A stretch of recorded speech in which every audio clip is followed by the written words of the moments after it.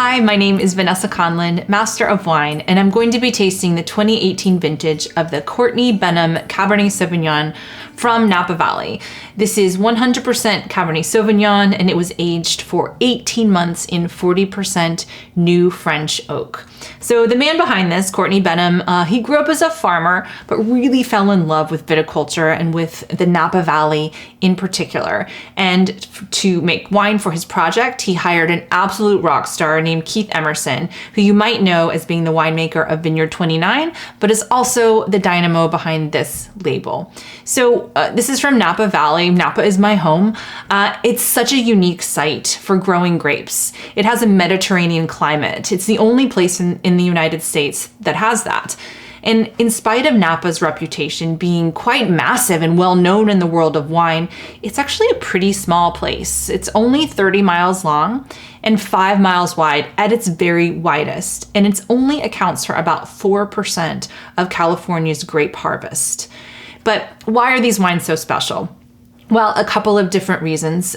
We have a proximity to the San Pablo Bay, so we get lots of fog that dissipates slowly over the day, and what that does is it cools the vineyards and allows for slower ripening. We also have a diurnal shift, which is the difference between day to night temperature, which can be quite massive, sometimes 30, 40 degrees. And what that means is you get nice warm afternoons, which allow the grapes to ripen, but then the coolness at night allows the grapes to retain their acidity. We also have an incredibly diverse soil series here and many different aspects and elevations. And this particular bottling is a combination of a couple of those different types of sites. It has 3 different AVAs in it, Rutherford, Stag's Leap, and Coombsville, and a mix of both valley floor and also some foothills. So from the valley floor, you'll get often sort of more opulent, softer tannins. And then from the foothills or the mountains, you get a bit of a firmer tannic background and often more savoriness as well.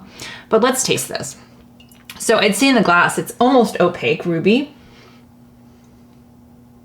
I get really classic Cabernet Sauvignon aromas, these kind of black currant notes, tobacco, cedar. There's a bit of a sort of brambly blackberry note to it as well. And I'm definitely picking up that French oak in the form of sort of toasted vanilla or clove. So if you're tasting with me, really allow the wine to touch every corner of your palate.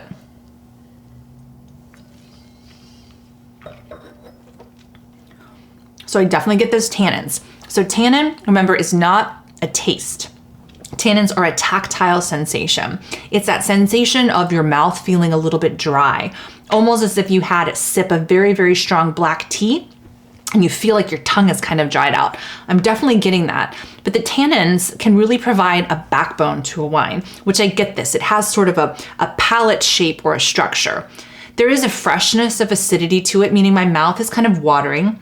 And again, on the palate, I'm getting sort of a lot of the things I picked up as on the aromas, that black currant, black cherry, blackberry, definitely that new French oak in the form of this kind of baking spice notes to it. And it's really sort of medium plus in terms of body. Body is the feeling of the weight of the wine on your palate. It's quite charming. And of course, when we talk about Cabernet Sauvignon, we often think of red meat, of steak, which this would definitely work with, but I think it actually could be quite diverse. You could pair this with roasts, with braised dishes, I think with a roasted duck. If you think about the way a sort of blackberry sauce works on a seared duck breast, you can almost think of this wine acting like that sauce or taking the place of that sauce. I'm really enjoying it. I hope you will too. Cheers.